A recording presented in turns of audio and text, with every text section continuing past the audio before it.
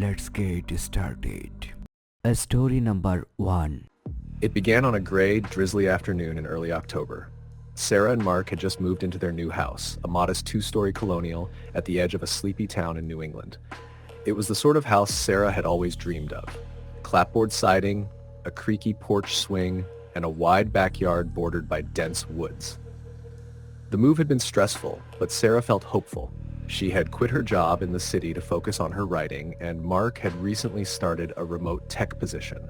The house was supposed to be their fresh start, a place to plant roots and finally escape the chaos of urban life. By the second week, though, Sarah began to feel uneasy. It wasn't anything obvious at first, just an odd heaviness in certain rooms, as if the air was thicker somehow. She brushed it off as her imagination. Moving was stressful after all, and she had been spending most of her time unpacking alone while Mark was buried in his work upstairs. One night, as Sarah unpacked a box of books in the living room, she noticed a draft coming from the hallway. The house had its quirks, loose floorboards, a creaky staircase, but this was different. The air felt icy and damp, cutting straight through her sweater. She checked the windows, all of them tightly shut, and moved to the front door, which was locked. Confused, she stood in the hallway for a moment, her breath curling in pale puffs in front of her face. That was when she heard it. A faint tapping sound, like knuckles rapping against wood, echoed from somewhere upstairs. "Mark?" she called out, her voice trembling slightly. There was no reply. She climbed the stairs cautiously, the sound growing louder as she neared the guest bedroom at the end of the hall. She hesitated before opening the door. The room was empty, but the tapping continued, now unmistakably coming from inside the closet. Summoning her courage, she swung the closet door open. There was nothing inside except for a few empty hangers swaying gently on the rail. The tapping stopped. That night, Sarah didn't sleep well. She dreamt of the house's previous owners, shadowy figures whose faces she couldn't quite make out. In her dream, they stood in the backyard, staring at the forest as if expecting something or someone to emerge. When she woke up, her skin was clammy, her heart racing. Over breakfast, she told Mark about the strange draft and the tapping noise. He dismissed it as the house settling. "Old houses make weird noises," he said, barely looking up from his laptop. "It's probably nothing." But it didn't feel like nothing. The next day, Sarah decided to explore the attic. She hadn't been up there since they moved in. The entrance was a small, square door in the ceiling of the upstairs hallway, accessed by a pull-down ladder. She grabbed a flashlight and climbed up into the dim, musty space. The attic was cluttered with junk left behind by the previous owners, yellowed newspapers, old furniture, and a trunk covered in cobwebs. Sarah opened the trunk, her heart pounding.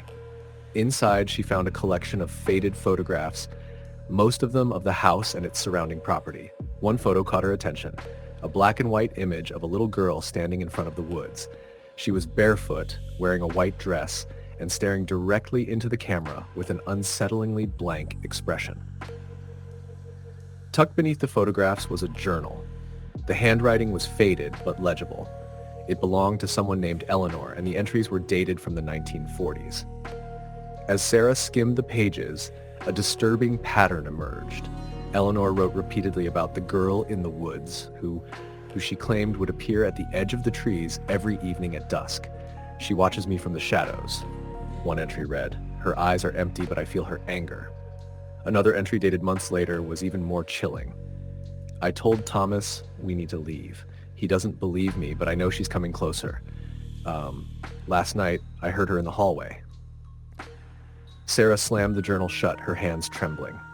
She hurried back downstairs, the attic door creaking shut behind her. She decided not to tell Mark about what she'd found. He'd think she was being ridiculous. That evening, as Sarah stood at the kitchen sink washing dishes, she glanced out the window toward the backyard. The woods loomed dark and impenetrable, their edges blurred by the fading light. Something caught her eye, a pale figure standing just at the tree line. She froze, her breath catching in her throat. The figure didn't move, didn't wave, didn't step forward. It just stood there, a stark silhouette against the encroaching darkness. By the time Sarah mustered the courage to call for Mark, the figure was gone. The days that followed were a blur of strange occurrences. Lights flickered on and off without warning. The kitchen faucet turned itself on in the middle of the night. Mark began complaining of headaches and an overwhelming fatigue that left him irritable and withdrawn. Sarah felt like she was being watched constantly, even when she was alone. One night, unable to sleep, Sarah decided to revisit the journal. She read until her eyes burned, piecing together Eleanor's growing desperation. The final entry was scrawled in shaky handwriting. "She's in the house. I can't escape her. God help us." A loud crash from downstairs made Sarah jump, dropping the journal to the floor.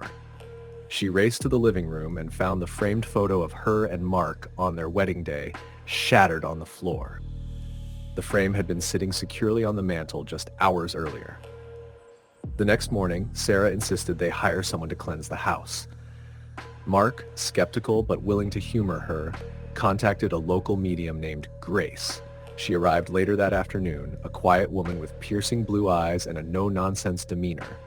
As Grace walked through the house, her expression grew increasingly grim. She paused in the hallway where Sarah had felt the draft, then in the guest bedroom. "There's a presence here," she said finally. "It's tied to the land, not just the house." Grace suggested they leave offerings of salt and burned sage in every room, but as she prepared to begin, the front door slammed shut with such force that the walls trembled. A guttural, unearthly growl echoed from somewhere deep within the house. Sarah and Mark stood frozen as Grace shouted, "Leave this place. You're not welcome here." The growl subsided, replaced by an oppressive silence. Grace turned to Sarah, her face pale. "It's stronger than I thought. You need to leave. Now." Mark, still trying to process what was happening, protested. "We just bought this house. We can't just leave." Grace didn't argue. She handed Sarah a bundle of sage and a small vial of holy water. "Do what you can, but don't stay here long." That night, Sarah and Mark packed a few essentials and checked into a nearby motel. As they drove away, Sarah glanced back at the house. In the upstairs window of the guest bedroom, she saw the faint outline of a girl in white, her hollow eyes watching them leave. They never spent another night in the house. Weeks later, they sold it at a loss, unable to bear the thought of returning. Sarah sometimes searched online for information about the house's history but found nothing concrete, just vague rumors about disappearances and strange sightings in the woods. Even now, years later, Sarah avoids wooded areas. Sometimes late at night, she dreams of the little girl and wakes with the chilling certainty that the girl is still out there, waiting for someone new to move in. Story number 2. When Emma and Daniel bought the house, they thought it was a steal. A 4-bedroom Victorian with a wraparound porch and a sprawling backyard, it was everything they'd ever wanted. It needed a bit of work, the kind of cosmetic fixes that wouldn't scare off a couple eager to escape their cramped apartment in the city. At the closing, the real estate agent had vaguely mentioned that the previous owner, an elderly woman, had passed away in the house. It didn't bother them. Old houses had stories, and that was part of the charm. Moving day was uneventful, apart from the typical chaos of boxes and furniture being shuffled from room to room. By evening, the house felt oddly quiet, the kind of silence that's almost too loud. Emma dismissed it as the absence of city noise. No honking cars, no blaring sirens, just crickets and the occasional creak of the house settling. The first few nights passed without incident. They were busy unpacking, repainting walls, and arguing over where to hang art. But as the days went on, Emma started noticing little things. It was nothing she could put her finger on, just a sense of being watched. Sometimes, while folding laundry in the bedroom, she'd glance at the open door and feel sure someone had been standing there, just out of sight. One night, Emma was in the kitchen chopping vegetables for dinner when she heard a faint noise. It sounded like a woman humming, a soft, lilting tune that she didn't recognize. She turned off the faucet and listened, but the sound was gone. When she mentioned it to Daniel later, he shrugged. "Probably just the wind," he said. But Emma wasn't so sure. Things escalated a week later. They had just gone to bed when Emma heard footsteps overhead. Slow, deliberate steps, pacing back and forth across the attic floor. She nudged Daniel awake, her heart pounding. "Do you hear that?" she whispered. He groaned, sitting up. The footsteps continued, steady and unmistakable. "It's probably an animal," Daniel said, though his voice lacked conviction. He grabbed a flashlight and climbed the narrow ladder to the attic. Emma waited at the bottom, gripping the banister tightly. "Anything?" she called after a few minutes. "Nothing," Daniel replied. "Just a bunch of dust and old insulation." But the footsteps didn't stop. They continued the next night, and the night after that, always at the same time, just past midnight. Emma tried to ignore them, but her nerves were fraying. Then came the whispers. Emma was in the bathroom brushing her teeth when she heard it. Faint, hushed voices coming from the hallway. She froze, toothbrush in hand, and strained to listen. The voices were too soft to make out words, but there was an urgency to them, a rising and falling rhythm that made her skin crawl. She stepped into the hallway. "Hello?" she called out. The whispers stopped instantly, as if whoever or whatever had been speaking didn't want to be caught. She spent the rest of the night with the lights on, her mind racing. Daniel remained skeptical, chalking it up to Emma's overactive imagination. "It's an old house," he said. "Creaks and drafts and weird acoustics. You're just not used to it yet." But Emma couldn't shake the feeling that something was wrong. She started doing research, digging into the house's history. What she found wasn't exactly comforting.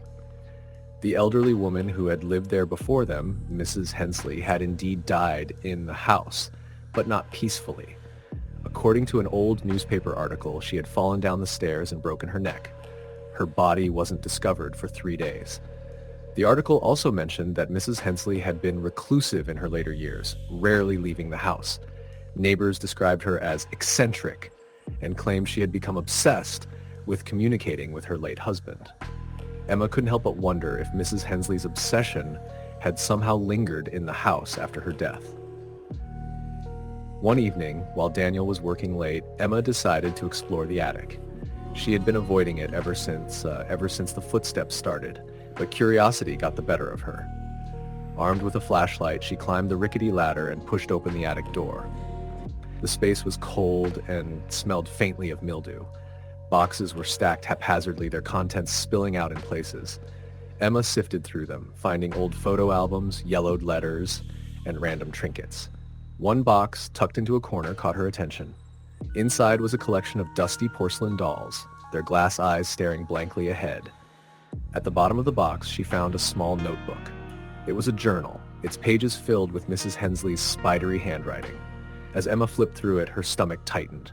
The entries grew increasingly erratic, detailing Mrs. Hensley's attempts to contact her husband. She wrote of strange occurrences, knocks on the walls, voices in the dark. The final entry sent a chill down Emma's spine. "She's here. She won't let me leave. I hear her in the attic, watching, waiting. God help me." Emma closed the journal and backed away, her heart hammering. She felt the air shift, as if someone or something was standing behind her. She didn't dare turn around. Instead, she bolted down the ladder and slammed the attic door shut. That night, she begged Daniel to take her seriously. "Something is wrong with this house," she said, her voice trembling. "We need to leave." Daniel hesitated, clearly torn between comforting her and brushing off her fears. "We've put everything into this place, Emma. We can't just leave because of some weird noises." But Emma knew it was more than that. The house didn't feel like theirs anymore, if it ever had. 2 nights later, the breaking point came. They were woken at 3 a.m. by a deafening crash. It sounded like furniture being hurled across the room. Daniel grabbed a bat from under the bed, and they crept downstairs together. The living room was in disarray. The coffee table was flipped over. The lamp shattered on the floor. The air was icy, so cold that Emma could see her breath. And then they saw her. Standing in the corner, half shrouded in shadow, was a figure. She was impossibly tall, her face pale and expressionless. Her eyes were dark pits, empty and unseeing. She didn't move, but the oppressive energy in the room was suffocating. Daniel dropped the bat, his hands shaking. "What the hell?" The figure tilted her head slightly as if studying them. Then, without warning, she let out a low, guttural scream that shook the walls. The lights flickered, and when they came back on, she was gone. Emma and Daniel didn't speak. They ran upstairs, grabbed their essentials, and fled the house. They spent the night in a motel, too afraid to go back. The next morning, they called a paranormal investigator. He walked through the house with a solemn expression, his equipment buzzing and beeping intermittently. When he emerged, he didn't sugarcoat his findings. "There's a presence here," he said. "More than one, actually, but the dominant one. She's angry, and she's not going anywhere." Emma and Daniel put the house on the market the next day. They didn't care about the financial loss. They just wanted out. Months later, Emma stumbled across a forum thread about the house. The new owners, a young couple with a baby on the way, were asking for advice. They'd been hearing strange noises at night, and their dog refused to go near the attic. Emma wanted to warn them, but decided against it. Some things she realized you had to experience to believe. Story the end. Story number 3. When Mia and Chris purchased their new house, they couldn't believe their luck. A beautiful craftsman-style home tucked away in a quiet neighborhood, complete with a spacious backyard and large oak trees. The price had been shockingly low, but when they asked the real estate agent about it, she had simply waved a hand and said, "The market's just been slow around here." They didn't ask more questions. It felt like the perfect place to start their lives together. The first night in the house, the air felt heavy, though Mia assumed it was just her exhaustion from unpacking. The two of them collapsed into bed, laughing about how sore they were and how long it would take to make the place feel like home. As they drifted off to sleep, Mia thought she heard faint creaking coming from the hallway, like soft footsteps. She told herself it was just the old wooden floor settling. It was an old house, after all. The next few days were uneventful but oddly tense. The house had a way of feeling alive. There were moments when Mia, home alone while Chris was at work, felt a shift in the atmosphere, an electric, almost oppressive stillness. She started to notice little things. The light in the upstairs bathroom flickered sporadically, even after Chris replaced the bulb. The kitchen door to the backyard wouldn't stay shut. They'd lock it at night, only to find it standing wide open in the morning. Then there were the shadows. One evening, as Mia was putting away dishes, she thought she saw something move out of the corner of her eye. A dark shape low to the ground, darting from the dining room to the hallway. She turned quickly, her heart racing, but the space was empty. Chris was in the garage working on a shelf, and their dog Bella was sound asleep in the living room. "Just my imagination," Mia whispered to herself. But deep down she didn't believe it. The incidents became harder to ignore. Chris, always the skeptic, shrugged off her growing unease. "Old houses are quirky," he'd say. "It's nothing."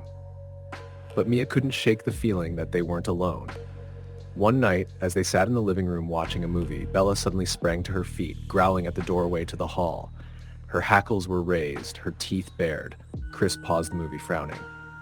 "What is it, girl?" Bella's growling turned into frantic barking. She lunged toward the hallway, stopping just short of stepping into it. Mia and Chris exchanged a nervous glance. "Maybe she saw a raccoon or something outside," Chris offered weakly. But Bella wasn't looking outside. She was staring at the darkness of the hallway, her gaze fixed on something neither of them could see. That night, Mia woke up at 2:14 a.m. to the sound of faint knocking. It came from somewhere within the house, soft but insistent. She nudged Chris awake. "Do you hear that?" she whispered. He groaned, half asleep. "Probably the pipes." But the knocking grew louder, sharper, until it echoed through the walls. Mia threw off the covers, her heart pounding, and followed the sound. It seemed to be coming from downstairs. She crept toward the living room, flipping on lights as she went. The knocking stopped as soon as she entered the room. She stood there, trembling, when suddenly the floor beneath her feet felt icy cold. A draft blew past her, carrying with it a faint, musty smell that made her gag. Then she heard it, a whisper, so quiet she could barely make out the words. "Get out!" Mia froze, her chest tightened, and she bolted back upstairs, slamming the bedroom door behind her. Chris sat up in bed, startled. "What's wrong?" "I heard something," she stammered. "A voice. It said to get out." Chris rubbed his face, trying to wake up fully. "Mia, it's just stress. You've been working yourself up. Maybe you should take a break from unpacking for a bit." But Mia wasn't convinced. Over the next few days, she began noticing bruises on her arms and legs, as though she'd bumped into something during the night. Only she hadn't. One morning, she found long red scratches on her back, too neat and deliberate to have come from Bella's paws. Chris insisted she must have done it in her sleep. The breaking point came one evening when Chris decided to explore the basement. They'd been avoiding it, It was damp and smelled faintly of rot, but they needed to check the water heater. Mia stayed upstairs, nervously scrolling through her phone, trying not to think about the strange occurrences. Chris was gone for longer than she expected. Then she heard him shout. She ran to the basement door. "Chris? Are you okay?" She called down, her voice shaking. "Come here," he yelled, his voice echoing. "You need to see this." Against her better judgment, she descended the creaky stairs. Chris stood in the far corner of the basement, shining his flashlight on the wall. At first, Mia didn't understand what she was looking at. Then it hit her. There, scrawled in jagged letters on the brick wall, were the words, "Leave now." The letters were dark and smeared as though written with ash or blood. "What the hell is this?" Chris asked, his voice unsteady. "Did you?" "No," Mia cried. "Why would I do this?" They left the basement immediately. That night, they barely spoke. Chris seemed to be reevaluating everything. The logical explanations he'd clung to were crumbling. At 3 a.m., they woke to the sound of crashing. Every door in the house was slamming shut, one after another, as though an unseen force was storming from room to room. Bella whimpered, hiding under the bed. Then the bedroom door slammed shut on its own. The lights flickered violently. Mia and Chris clung to each other, terrified. The air grew thick and stifling, and a low, guttural growl filled the room. In the corner by the closet, a figure appeared. She was barely visible, her body cloaked in shadows. Her face was pale and gaunt, her hollow eyes boring into them with a rage that seemed to emanate from the walls themselves. "Get out!" she snarled, her voice layered with an inhuman echo. The temperature plummeted, and the figure lunged forward, dissolving into a cold gust that knocked over the bedside lamp. That was it. Mia and Chris didn't even pack. They grabbed their keys, Bella, and ran. The next morning, they called a priest, desperate for answers. After walking through the house, he looked at them grimly. "This is not a new presence," he said. "It's been here for a very long time. I can cleanse the house, but he hesitated. "You may want to consider leaving. Some things can't be driven away." Mia and Chris didn't need to be told twice. Within a week, the house was on the market. They sold it at a loss to a young family, too eager for a bargain to question why the previous owners had left so abruptly. Months later, Mia saw an article online about the house. The new owners had reported strange occurrences, cold spots, disembodied voices, objects moving on their own. Mia couldn't bring herself to read the rest. She closed her laptop, her hands trembling, and whispered a silent prayer for the family. Some houses, she realized, should never be lived in. Story the end. Story number 4. When Mark and Rachel moved into their new house, it seemed like a dream come true. It was a spacious colonial-style home, tucked into the quiet embrace of a suburban cul-de-sac. The price had been surprisingly reasonable, but the couple didn't question it too much. They were eager to start their lives in this new chapter, and the home felt like a perfect fit. It wasn't until after they moved in that Rachel noticed the way their neighbors avoided eye contact when walking past the house. She wrote it off as suburban aloofness. People kept to themselves around here, she reasoned. But still, there was something about the way their gazes would linger on the house, uneasy and almost wary, that unsettled her. The first week was chaotic but uneventful. Mark was busy at work, leaving Rachel alone in the house most days to unpack and organize. The house felt different when she was alone, though. The air seemed heavier, the silence oppressive. She'd occasionally catch faint sounds, soft thumps like footsteps in another room, but convinced herself it was just the house settling. One evening, as she unpacked in the living room, Rachel found an old photograph tucked into the back of the built-in bookshelves. It showed a family of 4 standing in front of the house, their smiles strained and eyes oddly lifeless. Something about the image sent a chill down her spine. She slipped the photo into a drawer, resolving to forget about it. That night, Rachel woke up suddenly. The room was freezing, far colder than it had been when they went to bed. The air conditioner was off. Shivering, she pulled the blanket tighter around herself and nudged Mark awake. "Do you feel that?" "It's freezing in here," she whispered. Mark groaned and rolled over. "Old houses have drafts. I'll check it tomorrow." Rachel tried to go back to sleep but couldn't shake the feeling that someone was watching her.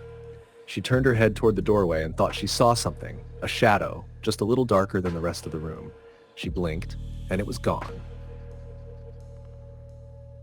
The next day, Rachel didn't mention the shadow. Mark was already stressed about the mounting costs of repairs, and she didn't want to add to his worries. Instead, she distracted herself by tackling more unpacking. But as the days passed, the strange occurrences became harder to ignore. The kitchen lights would flicker on and off, even after the electrician confirmed there was nothing wrong with the wiring. Doors would creak open by themselves, often when Rachel was alone. And then there were the whispers, soft, unintelligible voices that seemed to come from the walls. At first, she thought it was the wind, but the whispers grew louder, more distinct, and always seemed to carry the same tone of urgency. One night, while Mark worked late, Rachel sat in the living room scrolling through her phone. Bella, their Labrador, was sprawled at her feet. Suddenly, Bella lifted her head and began to growl, a low, menacing sound that Rachel had never heard from her before. "What is it, girl?" Rachel asked, her voice shaky. Bella stared at the hallway leading to the kitchen, her growling intensifying. Rachel turned to look, but saw nothing. She reached out to soothe Bella, but the dog leapt to her feet, barking wildly.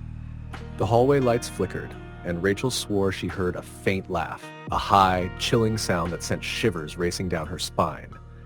That was the first night Rachel called Mark in tears, begging him to come home. He arrived an hour later, finding her huddled in the bedroom with Bella. When she told him what had happened, he tried to reassure her. "It's an old house," he said. "These things happen. Let's call a home inspector tomorrow." The inspector came and went, finding nothing unusual about the house. The electrical systems were fine, the foundation solid. Mark was relieved, but Rachel felt a growing sense of dread. If nothing was wrong with the house, then what was causing these things? A week later, Mark experienced it for himself. It was just after midnight, and they were lying in bed when they heard it. A slow, deliberate creaking on the stairs. Mark sat up, listening intently. The creaking grew louder, moving steadily upward. "Someone's in the house," Mark whispered, grabbing the baseball bat he kept by the bed. He gestured for Rachel to stay put and crept toward the bedroom door. Rachel held her breath, clutching the blankets tightly. The creaking stopped just outside their door. For a moment, everything was silent. Then, the door handle began to turn, slowly, deliberately. Mark flung the door open, bat raised, but the hallway was empty. They spent the rest of the night on the couch, the lights in every room blazing.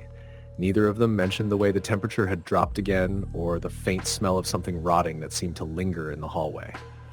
After that night, things escalated. Objects moved on their own. A chair would be found tipped over, a cupboard door hanging open. The whispers grew louder, more insistent, and the shadows Rachel had glimpsed before began to take shape. She saw them in the corners of rooms, fleeting and indistinct, but undeniably human in form. Desperate for answers, Rachel began researching the house. What she found was chilling.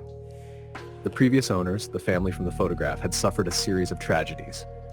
The mother had fallen down the basement stairs and died instantly. The teenage daughter disappeared one night, never to be seen again. And the father had hung himself in the attic just 6 months later. Neighbors whispered about the house being cursed, but no one could agree on what exactly had happened to the family. Rachel showed the articles to Mark, her hands trembling. "We have to leave," she said. "This place, it's wrong." Mark looked pale but shook his head. "We've poured everything into this house. We can't just leave. Maybe we can get someone to bless it, or a psychic, I don't know." Reluctantly, Rachel agreed. They contacted a local paranormal investigator who arrived with a small team the following weekend. As soon as they stepped into the house, the lead investigator's face darkened. "There's a lot of energy here," he said. "Residual and intelligent. Whatever's here, it's not at peace." They set up equipment, cameras, EMF detectors, audio recorders, and began their investigation. The activity started almost immediately. The EMF detector spiked in the kitchen, where the whispers were the loudest. One of the team members reported feeling a sharp tug on her hair in the hallway. And then, in the attic, they captured a voice on the recorder. It was faint but clear. "Get out." That night, Mark and Rachel packed their essentials and left. They stayed in a motel while they decided what to do. A paranormal investigator offered to cleanse the house, but warned that such things didn't always work. "Some presences are too strong," he said. "Sometimes it's better to just walk away." Two, 2 weeks later, the house was back on the market. They sold it at a loss, unable to stay another night. Mark and Rachel never talked much about what happened there, but both agreed that they had felt lucky to escape. Months later, Rachel came across a news article about the house. The new owners, a young family, had already moved out, claiming it was haunted. Rachel closed her laptop, her stomach sinking. She couldn't bring herself to read the details. Some stories, she realized, never truly ended. Story the end. Story number 5. When Sarah and Tom first laid eyes on the house, they couldn't believe their luck. It was a charming Victorian home on the edge of town with large bay windows and a wraparound porch. It needed a little work, but the price was too good to pass up. "It's perfect for us," Sarah had said, her voice filled with excitement. The realtor hesitated briefly before handing over the keys, but didn't say much other than a vague, "This house has a lot of history." The couple moved in on a bright spring morning. Everything felt fresh and full of promise. Sarah busied herself decorating while Tom worked on fixing little things. A leaky faucet, a creaky door, the kind of quirks you'd expect in an older house. For the first week, life in their new home was everything they'd hoped for. But then, things began to shift. It started with small, almost imperceptible things. Sarah would leave a room and return to find a picture frame tilted or a drawer slightly ajar. At first, she laughed it off, thinking she must have been absent-minded in her rush to organize. But the occurrences became more frequent. One afternoon, she found a vase shattered on the living room floor. Bella, their cat, was asleep in her bed upstairs, so it couldn't have been her. "Old houses are quirky," Tom said when she told him about it.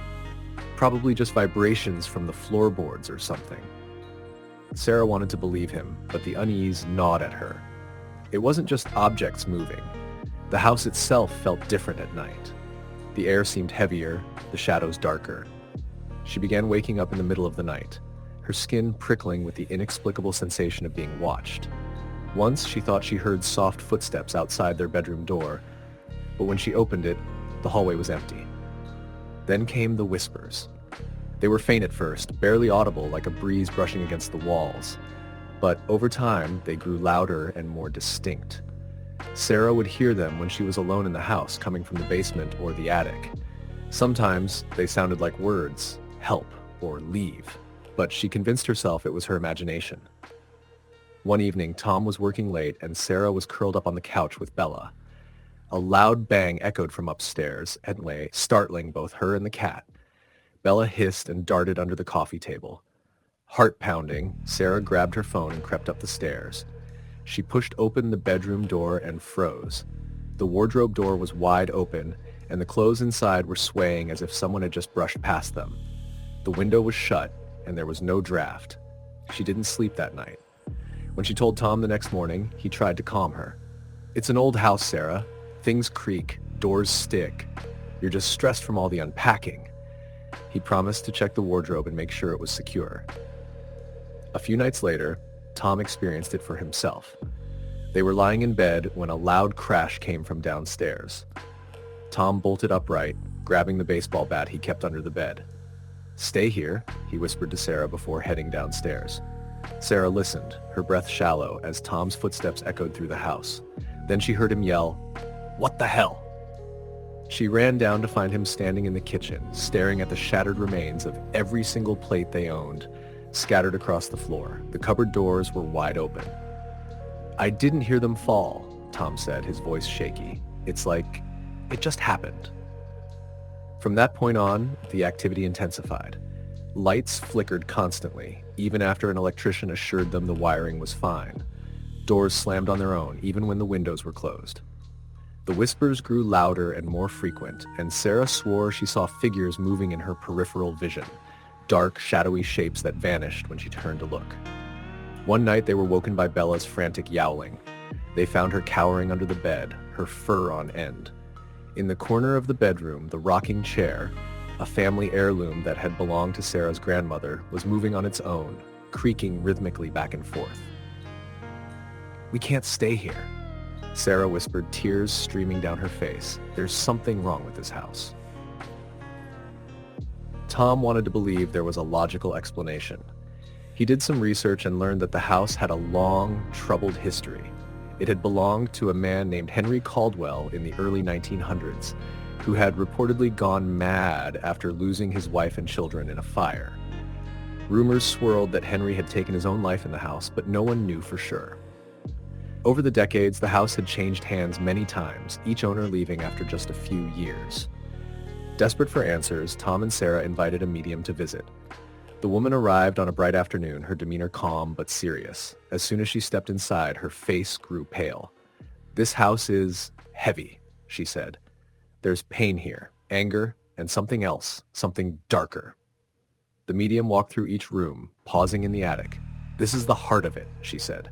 "Whatever's here, it's tied to this space." When they asked her what they should do, she hesitated.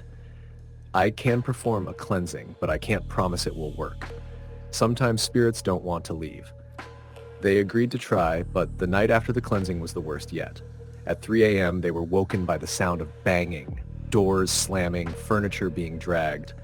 The temperature in the house dropped sharply, their breath visible in the frigid air. And then, the whispers turned into screams. "Get out!" The voice was loud, guttural, and filled with rage. The walls seemed to vibrate with the force of it. Bella howled, darting under the couch. Sarah and Tom grabbed their phones, car keys, and Bella's carrier and fled without looking back. They never spent another night in the house. The next day, they packed what they could during daylight hours and moved in with Sarah's parents. They sold the house within weeks, taking a financial loss just to be rid of it. The new owners, a couple in their late 20s, were thrilled with the deal. Months later, Sarah saw a news article about the house. The new owners had moved out after just 3 months, citing unexplainable activity. They refused to go into detail, but Sarah didn't need to hear it. She already knew. Some houses aren't meant to be lived in. Story number 6. The house had been a steal. Claire and Ethan couldn't believe their luck when their offer was accepted.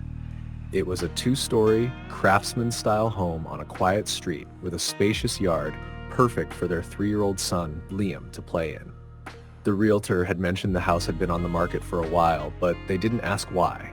It wasn't until later that they began to understand.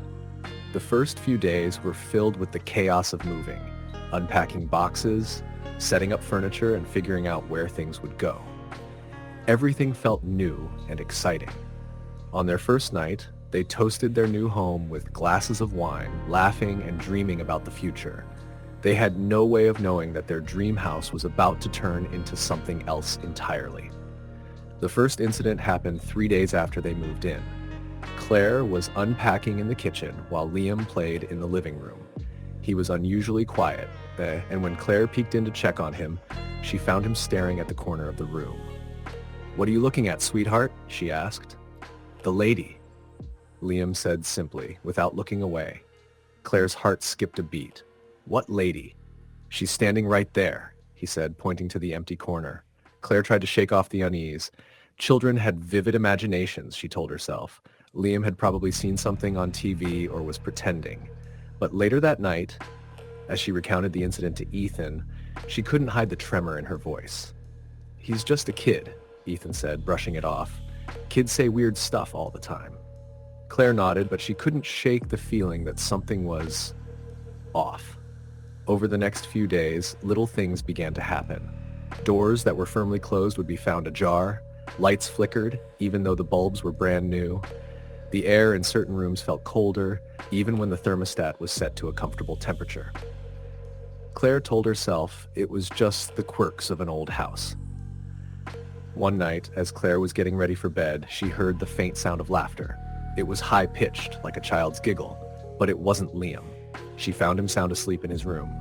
When she mentioned it to Ethan, he shrugged it off again. "Maybe it was a neighbor's kid," he suggested. But Claire wasn't so sure. A week later, Ethan experienced something he couldn't explain. He was in the basement fixing a leaky pipe when he heard footsteps above him. Thinking it was Claire or Liam, he called out, "I'll be up in a minute." No one answered. The footsteps continued, slow and deliberate, moving from one side of the house to the other. When Ethan went upstairs, he found the house empty. Claire had taken Liam to the park. Ethan didn't tell her what happened. He didn't want to worry her.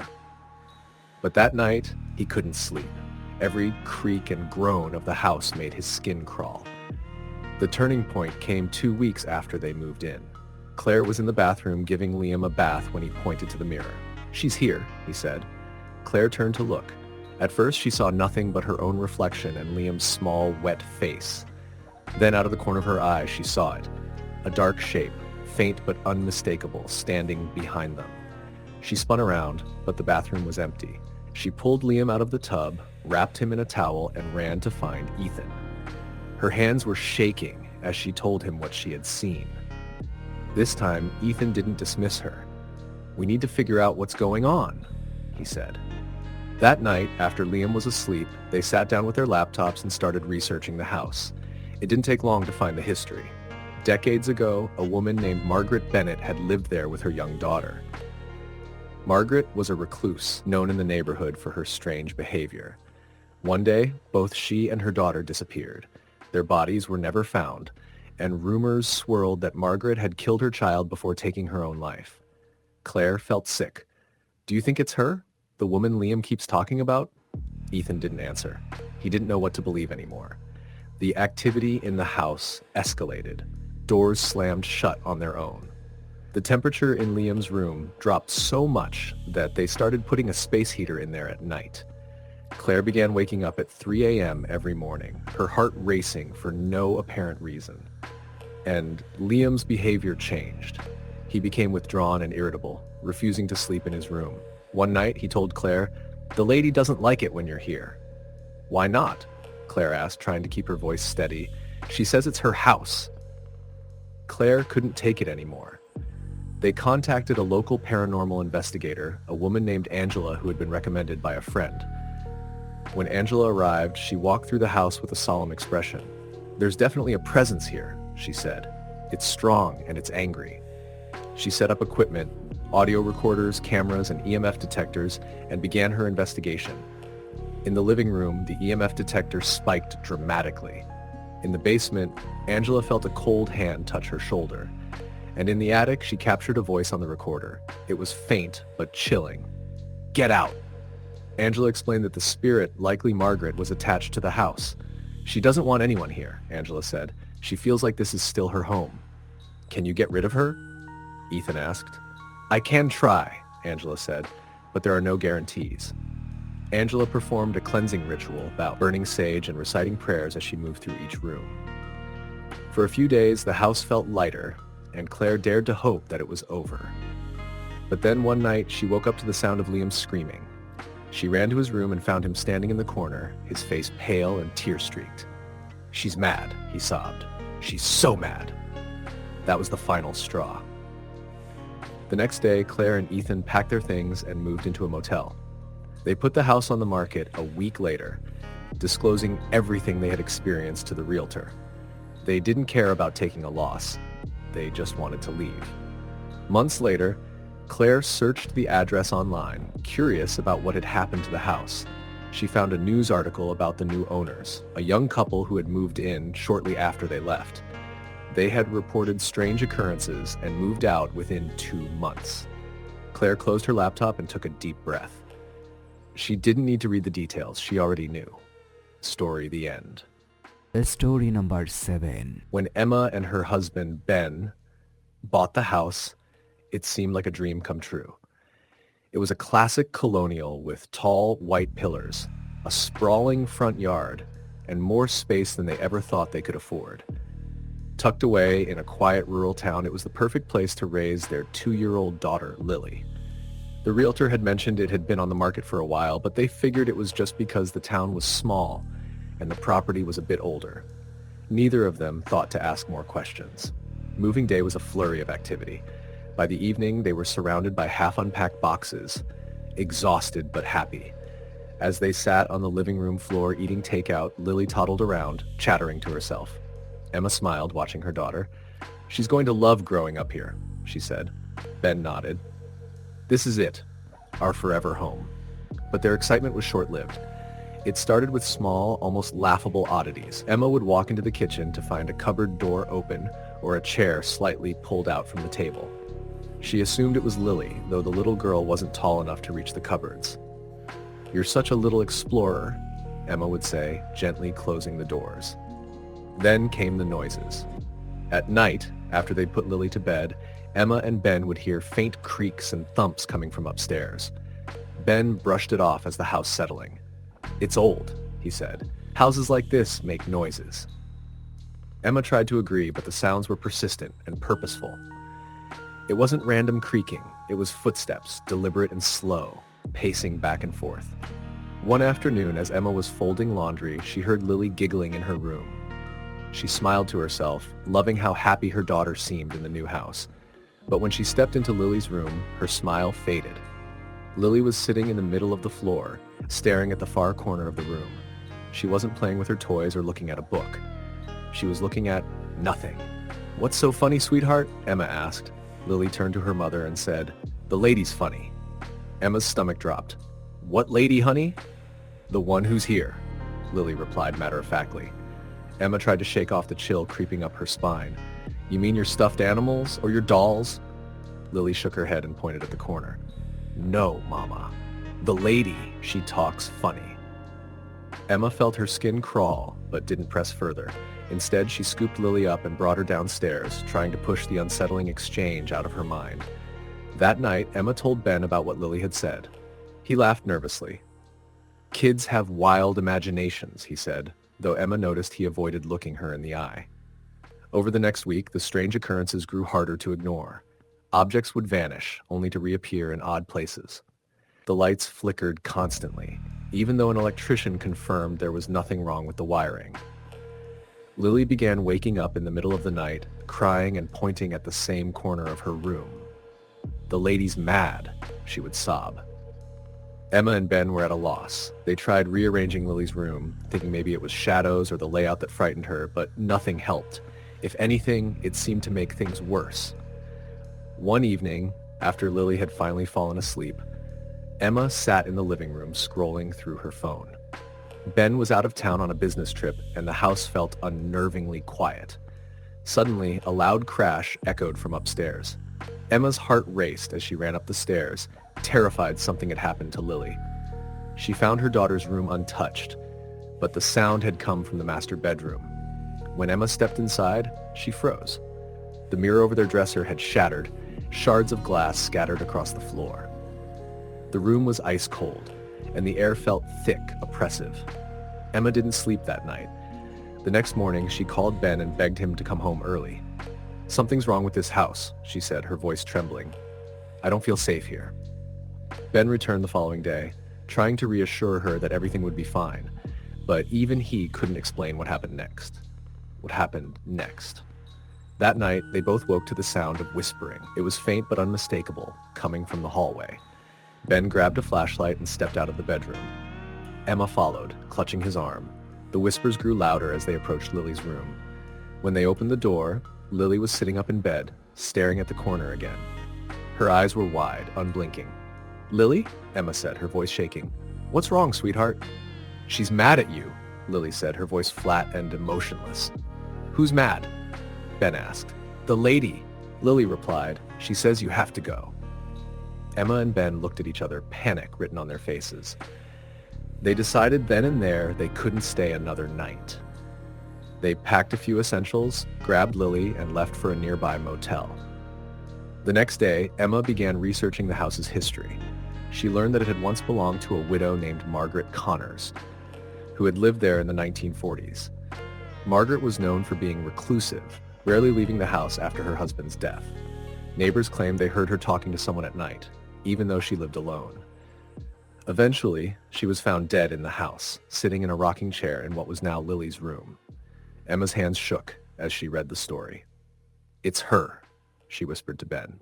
"It's Margaret." Desperate for help, they contacted a local paranormal investigator named Carla. When Carla arrived, she immediately sensed the heavy atmosphere in the house. "There's definitely a presence here," she said, "and it's angry."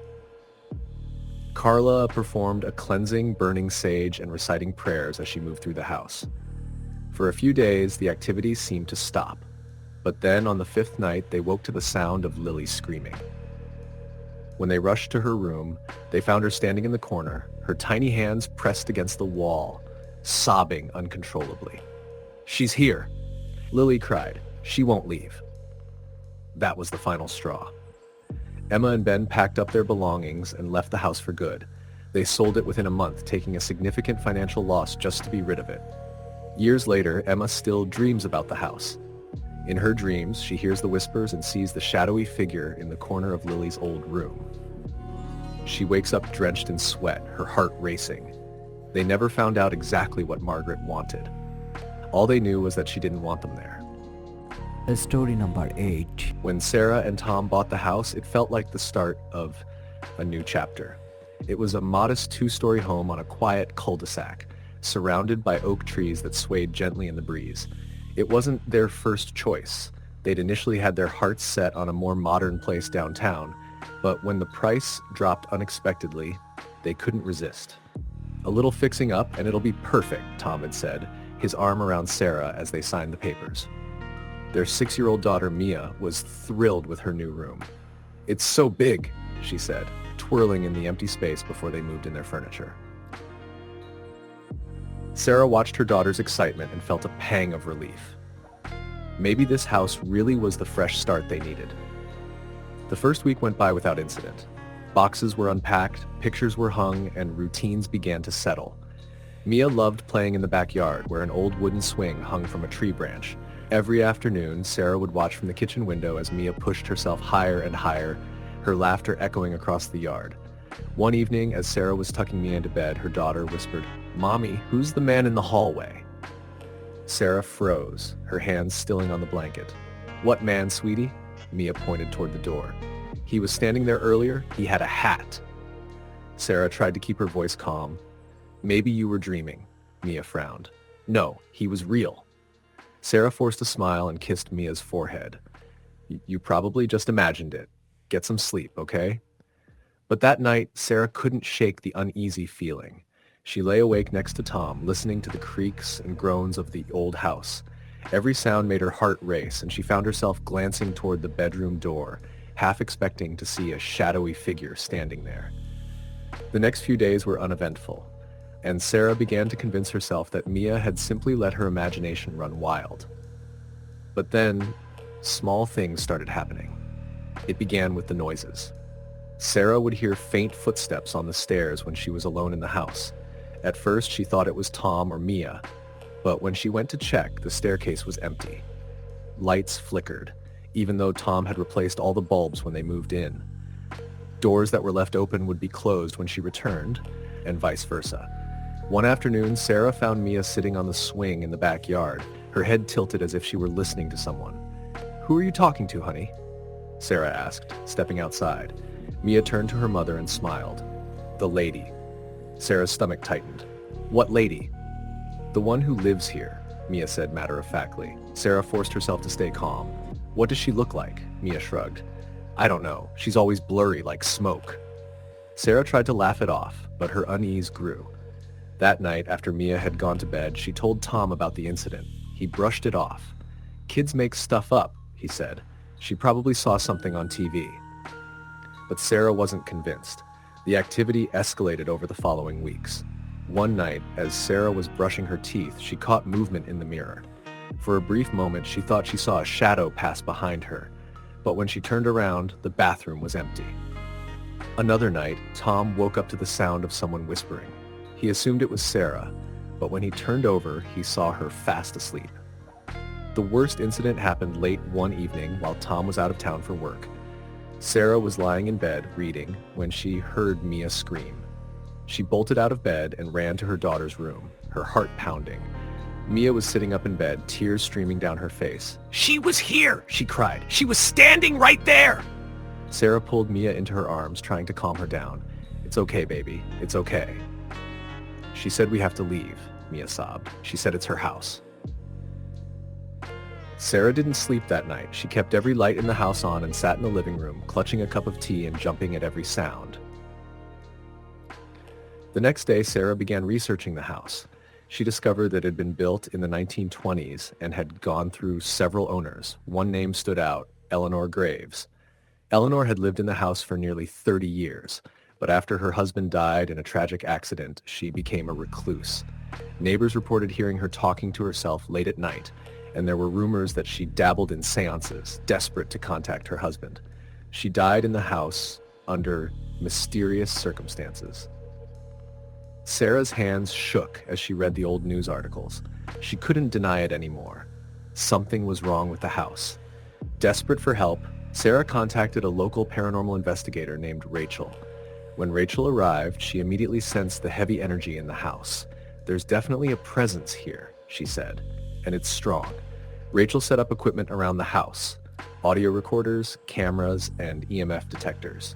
That night, she conducted an investigation while Sarah and Mia stayed at a nearby hotel. The next morning, Rachel shared her findings. "We captured several EVP recordings," Rachel said, her expression serious. She played back the audio and Sarah's blood ran cold. Amidst the static, a woman's voice could be heard, faint but distinct. "Get out!" Rachel explained that the spirit, likely Eleanor, was attached to the house. "She doesn't want anyone here," Rachel said.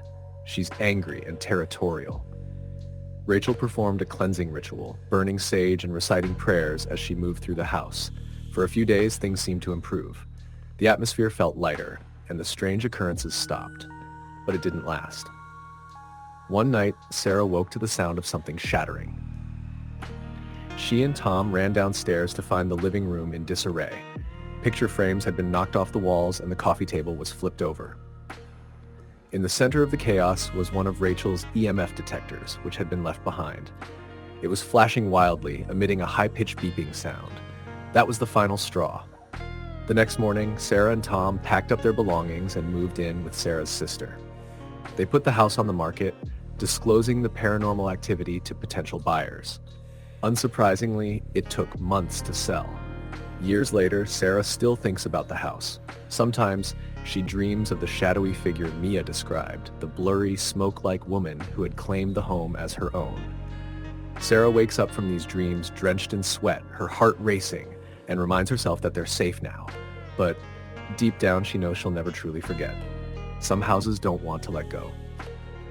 Story number 9. When Mark and Jessica bought their new home, it felt like a steal. The sprawling two-story house with its charming wraparound porch was exactly what they had envisioned for their growing family. Their two sons, Liam and Noah, were equally excited, racing through the halls as movers carried in furniture and boxes. It was a fresh start after years of renting cramped apartments. Everything felt perfect. The first few weeks were uneventful. Jessica spent her time decorating, hanging curtains, and filling the house with warmth. Mark mowed the overgrown lawn, fixed squeaky doors, and even painted the boys' rooms in their favorite colors. Life in the new house felt idyllic, until it didn't. It began subtly, as most unsettling things do. Jessica noticed lights flickering now and then, but Mark assured her it was just old wiring. The house was nearly a century old, after all. Then there were the drafts, cold breezes that seemed to appear out of nowhere even when all the windows were closed. Again, they shrugged it off, chalking it up to the quirks of an old home. The first real incident happened late one night. Jessica had stayed up after the boys were asleep, folding laundry in the living room. Mark had already gone to bed. As she stood to take a stack of clothes upstairs, she caught movement out of the corner of her eye.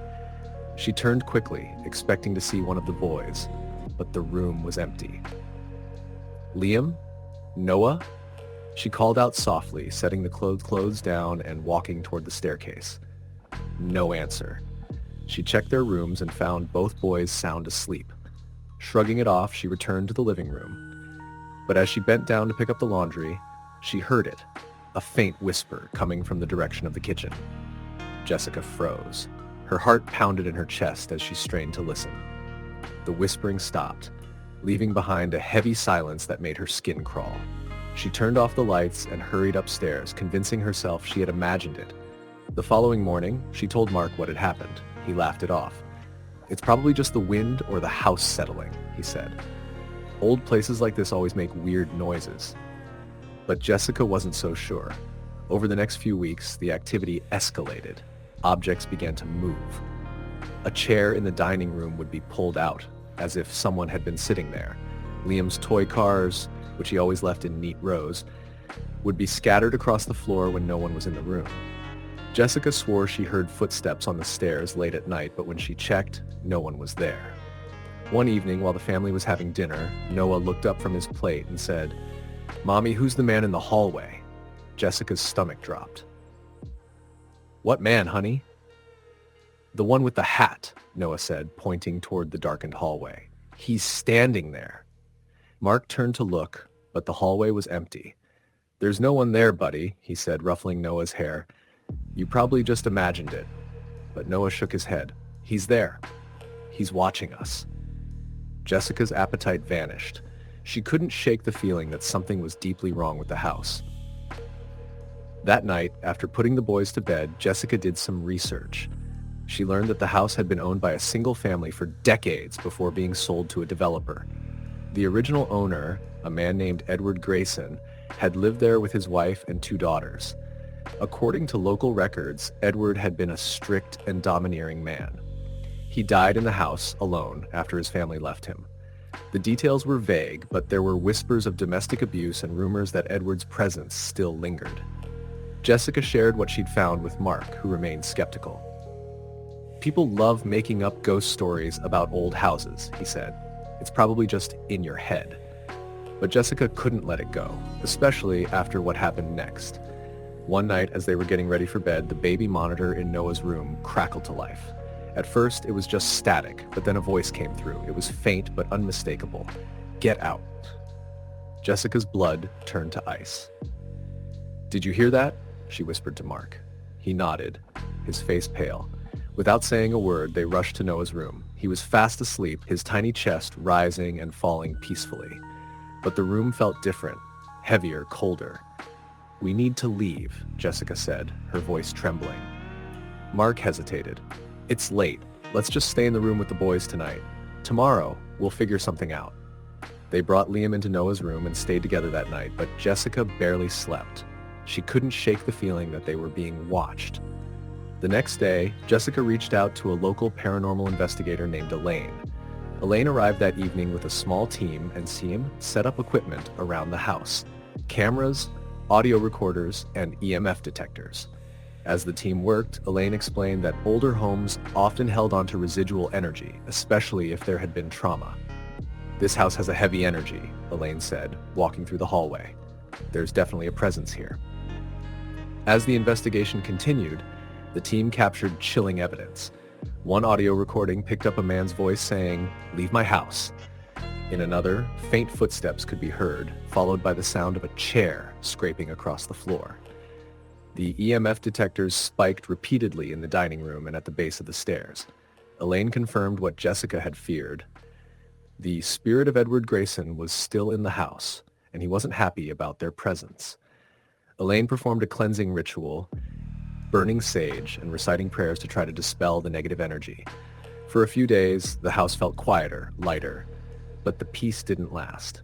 Late one night, Jessica woke to the sound of Liam screaming. She and Mark bolted to his room and found him standing on his bed, pointing at the corner.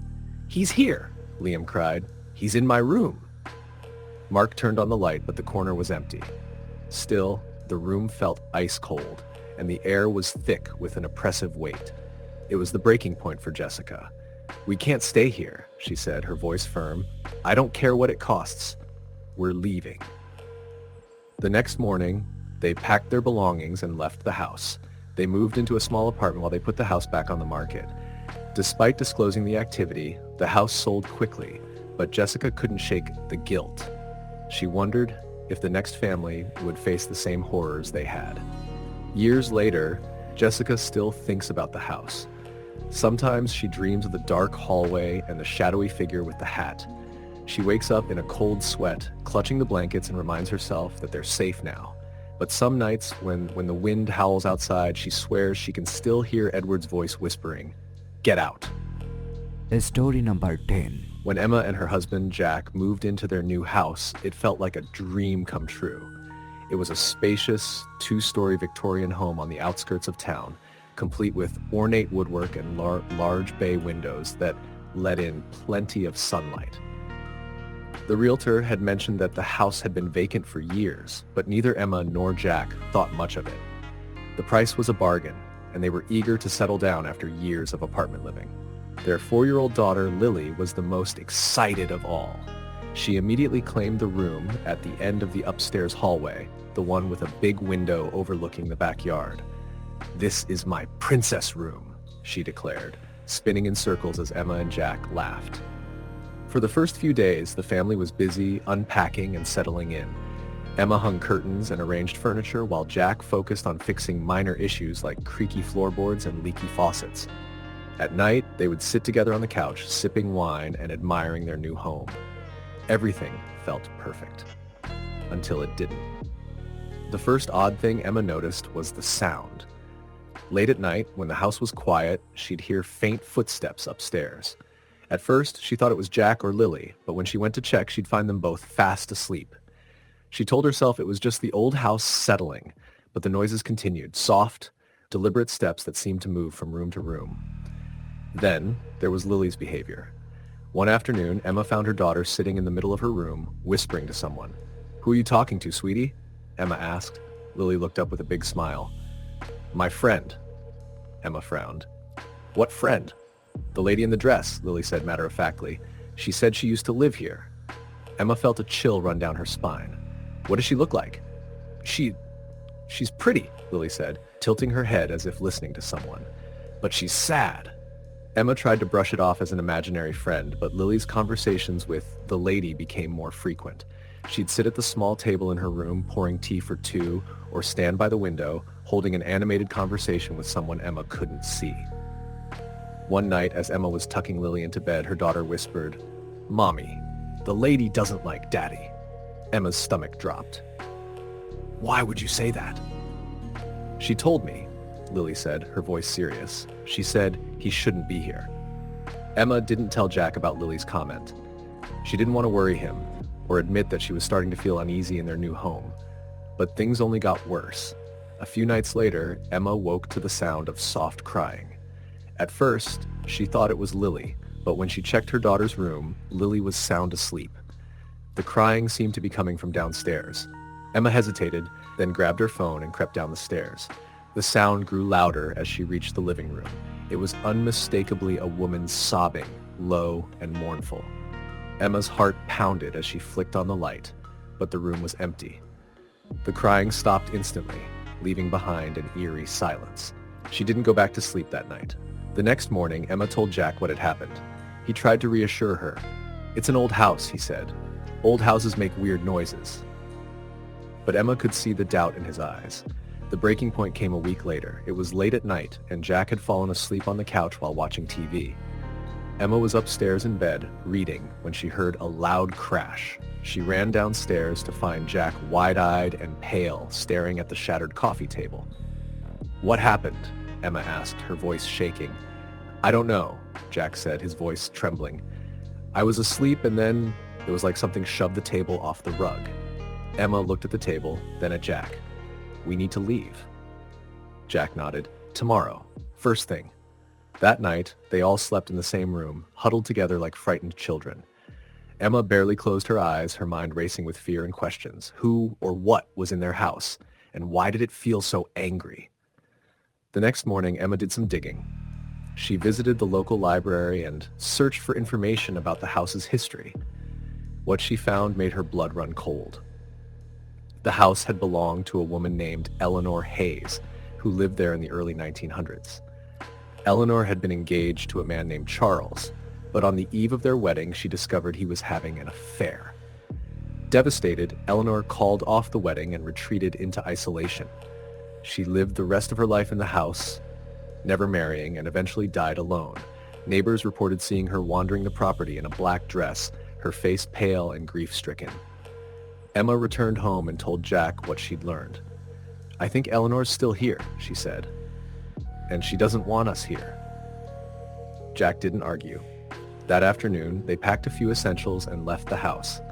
They stayed at a hotel while they figured out their next steps. Emma contacted a paranormal investigator who agreed to visit the house. The investigator spent several hours there, using equipment to capture evidence. When she returned to the hotel, her findings confirmed Emma's fears. "There's a strong presence in that house," the investigator said. "I captured multiple EVPs. One of them clearly says, 'Leave.' The investigator recommended a cleansing ritual, but Emma and Jack weren't willing to take any chances. They put the house on the market and moved into a smaller, newer home in the city. It was cramped, but Emma didn't care. For the first time in weeks, she felt safe. They never told Lily the truth about why they left the house. To this day, Emma sometimes wonders if Eleanor ever found peace or if she's still there, watching from the shadows, waiting for her next unwelcome guest. Story the end.